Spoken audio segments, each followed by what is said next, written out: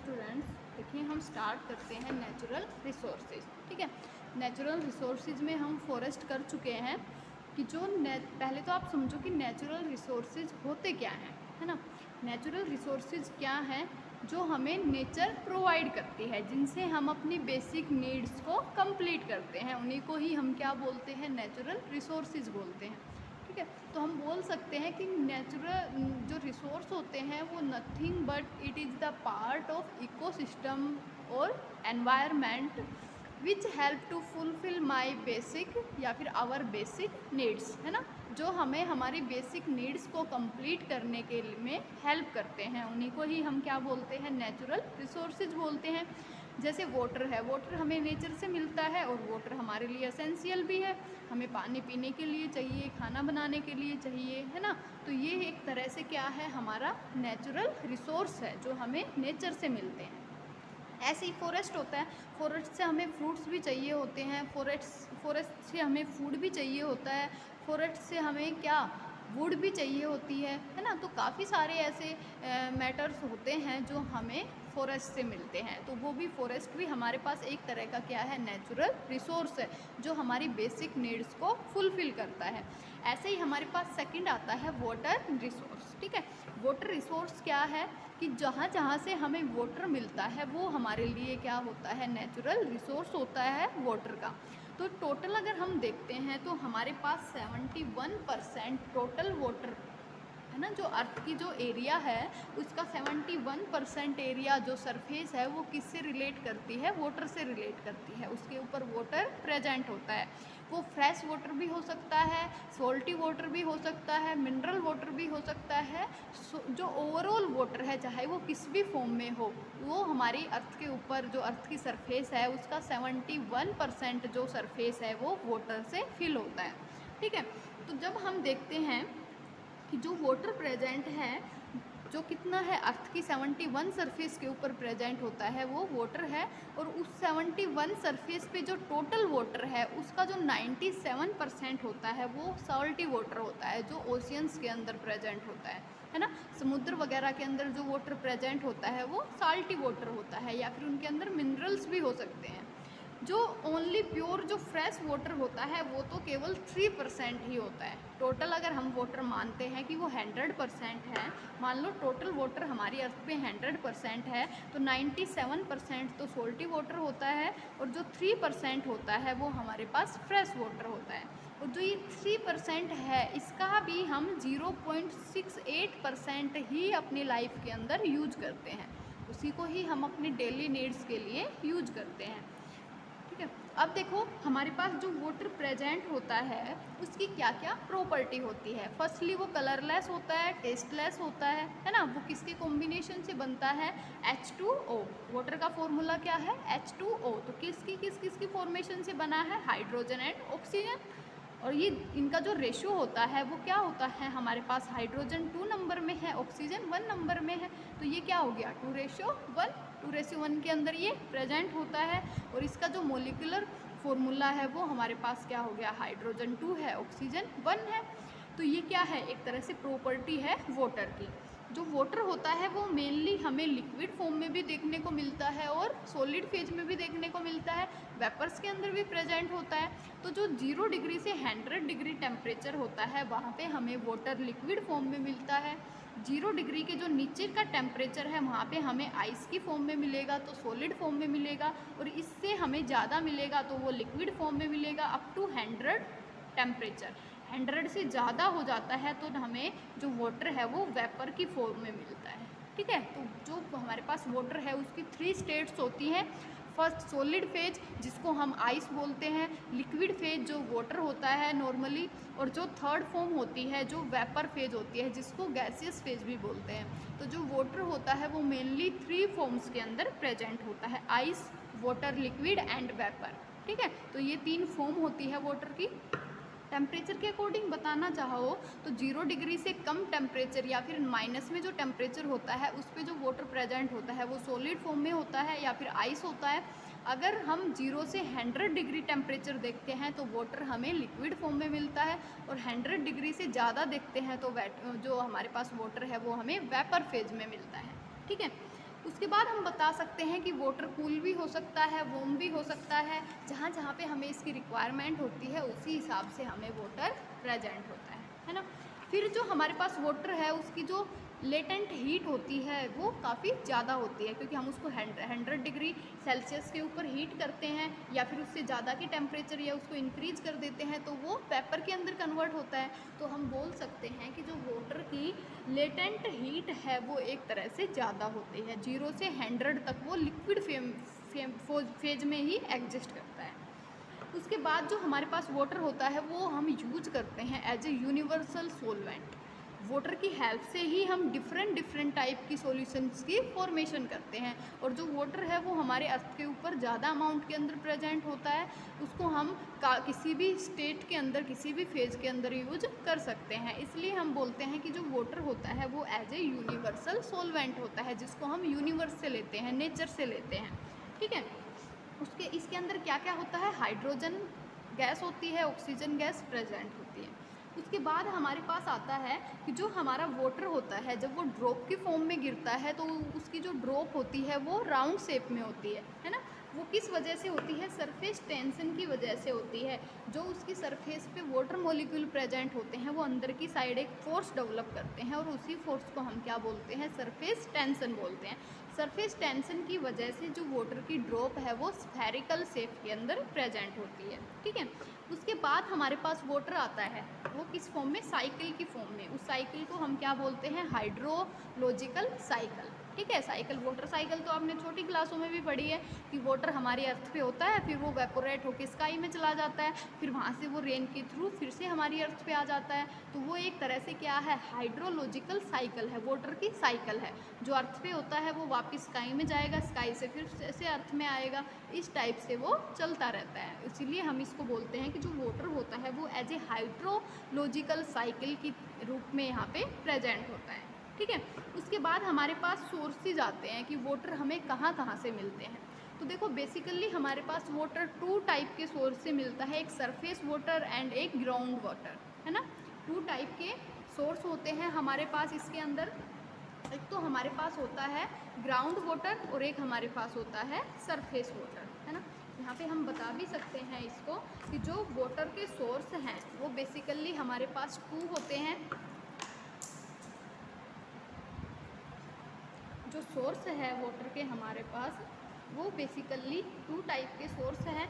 One हमारे पास होता है यहाँ पे क्या, ग्राउंड वाटर, है ना, ग्राउंड वाटर। और दूसरा हमारे पास क्या होता है, सरफेस वाटर। जो सरफेस के ऊपर प्रेजेंट होता है उसको हम सरफेस वाटर बोलते हैं। जैसे एग्जांपल हो गया हमारे पास रिवर, रिवर तो सरफेस पे ही फ्लो करती है ना, तो वो एक तरह से क्या है, सरफेस वाटर है। हमारे पास पॉन्ड होते हैं वो भी सरफेस के ऊपर होते हैं, तो वो भी क्या हो गया, एक तरह से सरफेस वाटर हो गया।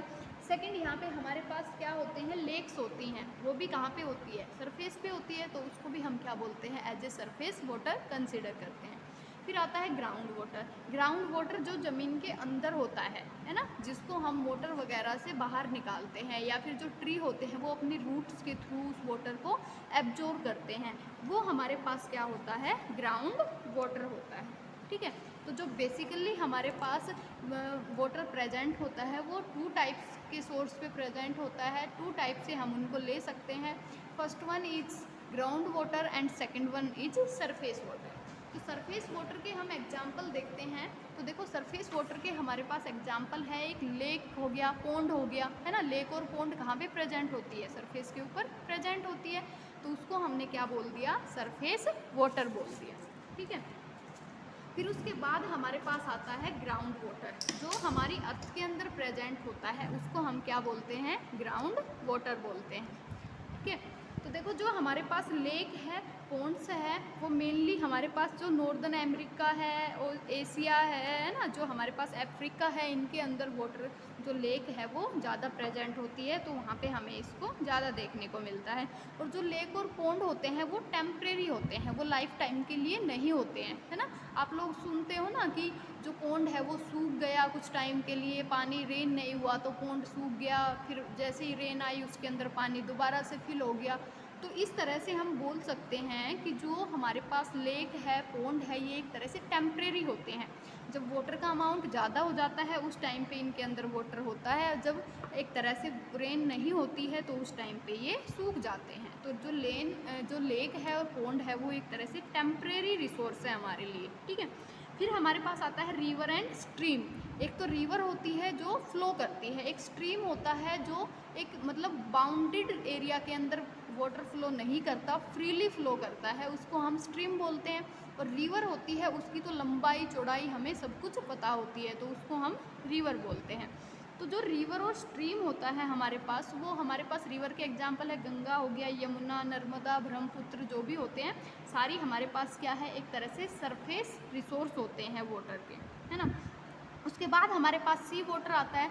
जो सी होता है वो भी सरफेस के ऊपर प्रेजेंट होता है, और सी वाटर के अंदर मेनली हमारे पास क्या है, सोल्टी वाटर प्रेजेंट होता है। टोटल वाटर का 97% समुद्र के अंदर प्रेजेंट होता है, जो हम ऑलरेडी डिस्कस कर चुके हैं, ठीक है। सी के भी आप एग्जाम्पल बता सकते हो, जैसे हमारे पास क्या है, पैराफिक ओशियन है, इंडियन ओशियन है ना, अल्टार्कटिका जो ओशियन है, ये सारे क्या है, सी, इनके अंदर सभी के अंदर सी वाटर प्रेजेंट होता है। उसके बाद आते हैं आर्टिफिशियल रिसोर्सेज। आर्टिफिशियल रिसोर्सेज का मतलब क्या है, जब रेन ज़्यादा होती है, बाढ़ आ जाती है, तो उस टाइम पे हम कुछ ऐसे वाटर को स्टोर करने के ऐसे डैम वगैरह बना देते हैं जहाँ पे हम वाटर को स्टोर करके रखते हैं। तो वो एक तरह से क्या होता है, आर्टिफिशियल रिसोर्स होता है, जिनको हम खुद बनाते हैं। जैसे कैनाल हो गई है ना, कैनाल की फॉर्मेशन हम खुद करते हैं, उसके अंदर हम उसको ईंट वगैरह से अच्छे से बनाते हैं, फिर उसके अंदर हम पानी की सप्लाई करते हैं। तो वो एक तरह से क्या है, आर्टिफिशियल रिसोर्स है जिसको ह्यूमंस ने डेवलप किया है। फिर उसके बाद हमारे पास डैम आते हैं। डैम का देखो जो डैम है उसकी मेरिट्स भी होती है, डीमेरिट्स भी होती है। इसके अंदर डैम जो है वो मेनली होते क्या है कि जब हमारे पास वाटर ज़्यादा होता है उस टाइम पे हम कुछ एरिया बना देते हैं जिसके अंदर पानी स्टोर रहता है, उसको हम क्या बोलते हैं, डैम बोलते हैं। तो उस डैम की हमारे पास मेरिट्स आती हैं कि जो डैम है हमारे पास, उसके अंदर हम क्या, मान लो ये हमारे पास कोई अर्थ का एरिया है ना, बारिश ज़्यादा हुई तो वाटर ज़्यादा हो गया एनवायरनमेंट में, सरफेस के ऊपर, तो हम इस अर्थ के ऊपर कुछ एक इस टाइप के गड्ढे से बना देते हैं, उसी को ही हम क्या बोलते हैं, डैम बोलते हैं। इसके अंदर पानी स्टोर हो जाएगा, इनके अंदर पानी स्टोर हो जाएगा, फिर हम इसको फर्दर अपने फ्यूचर के अंदर यूज कर सकते हैं, इलेक्ट्रिसिटी बनाने में यूज कर सकते हैं, है ना, एनर्जी डेवलप करने में यूज कर सकते हैं। जो हमारी जो वेजिटेबल होती है, फसल्स होती है, उनके लिए हम यूज कर सकते हैं स्टोर वाटर को। फिश कल्चरिंग कर सकते हैं, है ना, जो फिशेज होती है वो मेनली हम डैम के अंदर ही करते हैं, फिश कल्चरिंग जो होती है। तो जो डैम होते हैं उनके बेनिफिट्स भी होते हैं और इसकी डीमेरिट्स भी होते हैं। ये तो हमारे पास बेनिफिट हो गए कि डैम को हम यूज कर सकते हैं, है ना। इरिगेशन, जो फसल का इरिगेशन होता है, जो हमारी क्रॉप होती है उसके अंदर जो हम वाटर देते हैं उसको क्या बोलते हैं, इरिगेशन ऑफ क्रॉप बोलते हैं। तो उसके लिए हम यूज कर सकते हैं। फिश कल्चरिंग में यूज कर सकते हैं, जब वाटर की शॉर्टेज होती है उस टाइम पे उस वाटर को हम एज ए यूज में ले सकते हैं। तो ये सारी क्या है, एडवांटेज है डैम की, डैम जो हमने खुद डेवलप किया है ना। फिर इसकी डीमेरिट्स भी आती है कि जो हमारे पास डैम है उसकी क्या होता है कि डैम की वजह से हमारे पास नेगेटिव इफ़ेक्ट भी आते हैं कि जिस एरिया पे हमने डैम बनाया है उसकी डाइवर्सिटी को हमने ख़त्म कर दिया। मान लो यहाँ पे कोई ट्री था तो उस ट्री को हमने काट दिया, तो एक तरह से डाइवर्सिटी लॉस भी हुआ है, स्पीसीज लॉस भी हुआ है, ट्रीज लॉस भी हुआ है ना। तो हम बोल सकते हैं कि डैम की फॉर्मेशन से बायोडाइवर्सिटी लॉस होती है, ठीक है, बायोडाइवर्सिटी का लॉस होता है, उसके अंदर जो स्पीसीज रहती है वो भी रिड्यूस कर जाती है। उसके बाद अगर डैम के अंदर ज़्यादा टाइम तक पानी रहेगा इकट्ठा तो वहाँ से डिजीज़ डेवलप होगी, उससे लोगों के ऊपर नेगेटिव इफ़ेक्ट जाएगा, इससे हमारा जो इकोलॉजिकल सिस्टम है वो भी थोड़ा अनबैलेंस हो जाएगा। जो ये डैम होते हैं इनको बनाने में काफ़ी सारे रुपए भी लगते हैं, तो हम बोल सकते हैं कि जो डैम होते हैं वो एज ए इकोनॉमिकली हमारे लिए हार्ड होते हैं, ठीक है, मतलब उसके अंदर हमें ज़्यादा रुपए खर्च करने पड़ते हैं। फिर आता है हमारे पास ग्राउंड वाटर। जो ग्राउंड वाटर होता है वो ज़मीन के अंदर प्रेजेंट होता है। जो सरफेस पे वाटर है वो जो अर्थ के अंदर जो छोटे छोटे बारीक बारीक छेद से होते हैं, उन पोर्स के थ्रू वो एंटर कर जाता है ग्राउंड के अंदर, और वो ग्राउंड वाटर की एक तरह से फॉर्म ले लेता है। पहले वो सरफेस वाटर होता है और फिर वो उन छेद्स के थ्रू, पोर्स के थ्रू अंदर ग्राउंड में चला जाता है, तो उसको हम फिर ग्राउंड वाटर बोलते हैं, है ना। और जो हमारा जो ग्राउंड वाटर है उसी को ही हम ज़्यादा एग्रीकल्चर के लिए यूज करते हैं और डोमेस्टिक कंजप्शन के लिए यूज करते हैं, जो हम घरों में यूज करते हैं, या फिर हम जो एग्रीकल्चर जो अपनी फसलों के लिए यूज करते हैं वो भी आप कुएं से निकालते हो, है ना। कोई समर्सिबल किए रखता है, कोई वैसे बिजली ट्यूबवेल वगैरह लगाए रखता है, तो वहाँ से कहाँ से पानी आता है, उसमें ज़मीन से पानी आता है, एक तरह से वो ग्राउंड वाटर होता है ना। फिर हमारे पास यूज आते हैं, या फिर जो हमारा वाटर है उसको हम कैसे, उसके लेवल को कैसे डिक्रीज कर रहे हैं उसको हम देखते हैं, है ना। ओवर एक्सप्लॉयटेशन, मतलब जो वाटर है हमारा जिसको हम डेली यूज करते हैं उसको कैसे धीरे धीरे हम कम करते हुए जा रहे हैं। तो इसके अंदर देखो, वाटर को हम ड्रिंकिंग के लिए यूज करते हैं, अपने कपड़ों को धोने के लिए यूज करते हैं, जो वेस्ट होता है उसको मतलब एक तरह से साफ़ करने के लिए यूज करते हैं, अपने घर की सफाई होती है उसको करने के लिए यूज करते हैं। ये एक तरह से क्या है, हमारे लिए यूनिवर्सल सोलवेंट है, जिसके वजह से हमारा काम नहीं चल पाएगा, है ना। फिर हमारे पास आता है कि जो वाटर है, कुछ एक वाटर की टाइप होती है जो रिन्यूएबल होती है, कुछ होती है नॉन रिन्यूएबल होती है ना। रिन्यूएबल मतलब जिसको हमने यूज किया और वापस से हम उसको वाटर की फॉर्म में ले सकते हैं, जिसको हम वापस से किसी प्रोसेस के थ्रू, मशीन्स के थ्रू फ्रेश वाटर के अंदर कन्वर्ट कर सकते हैं, है ना। एक होता है कि वाटर को हमने कम्प्लीटली कंज्यूम कर लिया। जब आप पानी पीते हो या खाना खाते हो, खाना पकाते हो, तो उस टाइम पे आपने खाने के अंदर पानी को मिक्स कर दिया और उसको खा लिया, तो क्या आप उसको दोबारा से यूटिलाइज़ कर सकते हो, दोबारा से उसकी फॉर्मेशन कर सकते हो उसी से, है ना। नहीं हो सकता। जब आप रोटी बनाते हो तो रोटी के लिए जब आटा लगाते हो तो उसमें पानी ऐड करते हो, तो क्या आप उस आटे से पानी को अलग कर सकते हो? नहीं कर सकते हो। तो ये जो वाटर फॉर्म होता है ये नॉन रिन्यूएबल होता है, कि जब हम वाटर को वापस से उस चीज़ से अलग नहीं कर पाते तो उसको हम नॉन रिन्यूएबल बोलते हैं, है ना। तो देखो हमारे पास क्या है, सब्सिडेंस होते हैं। सब्सिडेंस मतलब जो हम बिल्डिंग्स बनाते हैं, बिल्डिंग को तोड़ देते हैं, जो पाइप्स यूज करते हैं उसके अंदर कुछ फ्रैक्चर्स हो जाते हैं, या फिर हमारी जो कैनाल वगैरह है वो टूट जाती है, तो उस टाइम पे क्या होता है, वाटर लॉस होता है। सेकंड हमारे पास क्या है, lowering the table water. Table water एक तरह से क्या होता है, ग्राउंड वाटर होता है, जो ग्राउंड के अंदर प्रेजेंट होता है। तो उसको हम एग्रीकल्चर के थ्रू, अपने डेली यूज के थ्रू जो वाटर निकालते हैं, तो उस वाटर के निकालने से हम उसका मिसयूज भी करते हैं, बहुत सारा वाटर फैला देते हैं रस्तों में। तो उस वजह से जो हमारा ग्राउंड वाटर है वो नीचे चला गया है ना। पहले आप लोग समर्सिबल करते थे, ट्यूबवेल लगाते थे, तो बहुत जल्दी, बहुत थोड़ी सी ही गहराई पे आपको पानी मिल जाता था। अब आपको बहुत सारा नीचे गड्ढा खोदना पड़ता है, तब आपको पानी मिलता है। तो इसका मतलब क्या है कि जो ग्राउंड वाटर है, जो टेबल वाटर है, वो नीचे चला गया है। जैसे जैसे आप उसको निकालते हो, विड्रॉ करते हो अर्थ से, तो उससे जो वाटर लेवल है वो काफ़ी नीचे चला गया है। तो वही क्या होता है, लोवरिंग ऑफ टेबल वाटर। उसके बाद आता है हमारे पास कि जो वाटर प्रेजेंट होता है ना, वो क्या, जैसे हमारा वाटर है अर्थ के अंदर, जब एक्सेस में रेन हो जाती है या फिर बाढ़ आ जाती है, तो उस टाइम पे वाटर के सारे पोर होते हैं जो अर्थ सॉइल के अंदर, वो फिल हो जाते हैं।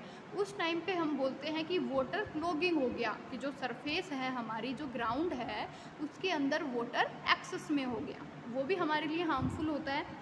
फिर उसके बाद आता है फ्लड, है ना, जो बाढ़ होती है वो, कि जो बाढ़ होती है हमारे लिए वो हार्मफुल होती है। जब हम सारे जगह पे पानी पानी हो जाएगा, वो काफ़ी दिनों तक वहीं खड़ा रहेगा, उससे डिजीज़ डेवलप होगी, उससे काफ़ी सारे मॉस्किटो वगैरह होंगे, तो वो भी हमें डिजीज़ करेंगे।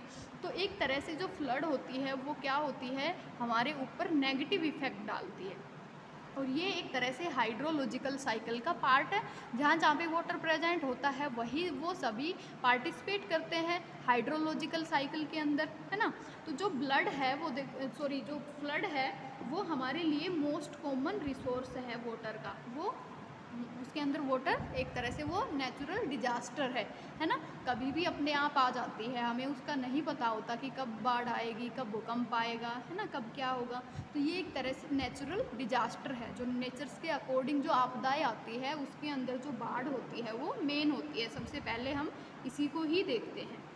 तो ये जो है इसको हम एक तरह से कंट्रोल भी कर सकते हैं। जो मॉनसून सीज़न होता है, जो रेनी सीज़न होता है, उसके अंदर जो बाढ़ होती है वो ज़्यादा आती है ना। जब ड्राई सीज़न आता है गर्मियों के टाइम में, उस टाइम पे हम बाढ़ को कम देखते हैं। जो रेनी सीज़न होता है उस टाइम पे इसका जो अमाउंट होता है वो ज़्यादा होता है ना। जो ये मेनली ओशियन वाले एरिया होते हैं, जैसे उड़ीसा है, वेस्ट बंगाल है, इन बिहार है, इनके अंदर आसाम है, इनके अंदर ज़्यादा बाढ़ आती है।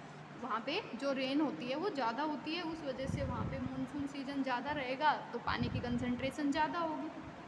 फिर कोज आते हैं कि कौन कौन से कोज है जिसके थ्रू बाढ़ आती है। तो देखो, एक तो नेचुरल कोज हो गया, जैसे रेनफॉल हो गया, है ना, रिवर हो गया, रिवर के रास्ते को अगर हम चेंज कर देते हैं, कहीं से वो अदर उसने अपना रास्ता बना लिया तो वो भी किसका एक तरह से बाढ़ का रूप ले लेते हैं, है ना। कहीं पे रिवर है, उसका रास्ता ब्लॉक कर दिया हमने तो वो भी एक तरह से बाढ़ में कन्वर्ट हो जाता है। तो ये सारे क्या होते हैं, नेचुरल रिसोर्सेज होते हैं। कुछ हम खुद डेवलप कर देते हैं, जैसे कैनाल वगैरह है, डिफॉरेस्टेशन करते हैं, पेड़ों को हम काट देते हैं, एग्रीकल्चर को हम अच्छे से नहीं करते हैं, है ना। जो मिनरल्स अर्थ के अंदर प्रेजेंट होते हैं उनको सभी को निकाल लेते हैं, तो जो उसके अंदर वाटर होता है वो भी एक तरह से बाढ़ के रूप में बाहर आ जाता है। तो ये सारे क्या होते हैं, कोज होते हैं, बाढ़ के या फ्लड के आने के कोज होते हैं। फिर इसको हम कंट्रोल कर सकते हैं। कैसे कंट्रोल कर सकते हैं कि जो हमारे जो फ्लड होता है उसके इम्पैक्ट्स को देखें, मतलब हम सराउंडिंग को ध्यान में रखें कि भाई अब रेनी सीजन आएगा तो रेनी सीजन होगा तो हमारे पास बाढ़ भी आ सकती है, तो पहले ही हम अपना बचाव करके रखें, पहले ही हम उस क्रिटिकल कंडीशन के लिए एग्री रहे, एक तरह से सचेत रहे, है ना। तो दूसरा क्या है, हम ज़्यादा से ज़्यादा पेड़ लगाएं, तो उससे भी हम बाढ़ को कंट्रोल में कर सकते हैं। जो फ्लो होता है बाढ़ का, मतलब रिवर एक तरह से ब्लॉक हो गई, उसका पानी हमारे गाँव की साइड आएगा या हमारे एरिया में आएगा, तो उस वाटर के फ्लो को हम डाइवर्ट कर दें, है ना। कोई नाला है उसके अंदर छोड़ दे, कोई नहर है उसके अंदर कर दे, तो इससे हम जो फ्लड होती है उसके जो इम्पैक्ट होते हैं, जो उसके इफ़ेक्ट होते हैं, उनसे हम बच सकते हैं, है ना। जो वाटर है हमारे ग्राउंड के अंदर सरफेस के अंदर, उसके जो लेवल को हम कम कर दें, तो उससे भी उसको रिड्यूस कर दें, तो उससे भी हम बाढ़ को कंट्रोल में कर सकते हैं। फिर उसके बाद आता है हमारे पास ड्राफ्ट, है ना। जो सूखा हो जाता है उसको क्या बोलते हैं, ड्राफ्ट बोलते हैं। मेनली जो डेजर्ट एरिया होता है उसके अंदर हम इस टाइप की कंडीशन को देखते हैं। जो वाटर है उसका अमाउंट कम हो जाता है, स्टोरेज वाटर है वो कम पड़ जाता है, ग्राउंड वाटर कम हो जाता है, सरफेस वाटर कम हो जाता है, तो उसी को सेंस को हम क्या बोलते हैं, ड्राफ्ट बोलते हैं। ये मेनली हमारे पास क्या है, मेट्रोलॉजिकल हो गया, हाइड्रोलॉजिकल हो गया, सोइल हो गया, एग्रीकल्चर हो गया, है ना, इकोलॉजिकल हो गया, जो हमसे रिलेटेड होता है, इसको हम डिफरेंट टाइप में कन्वर्ट कर सकते हैं।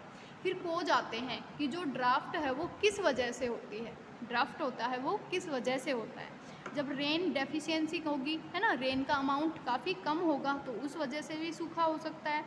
जो हमारे पास डेमोग्राफिकल पैटर्न है, मतलब हमें एक लिमिटेड अमाउंट के अंदर वाटर यूज करना चाहिए और उसको हम उससे कहीं ज़्यादा अमाउंट में यूज कर लेते हैं, तो वो भी एक तरह से हमारे लिए इसका कारण हो सकता है।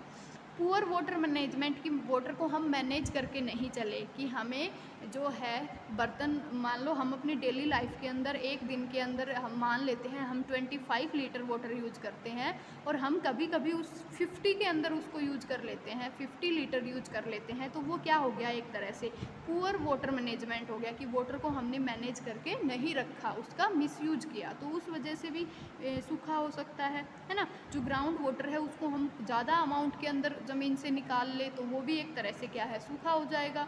डिफॉरेस्टेशन, ज़्यादा से ज़्यादा पेड़ों को हम काट देते हैं, पेड़ कट जाएंगे तो रेन कम होगी, रेन कम होगी तो फिर सूखा हो जाएगा।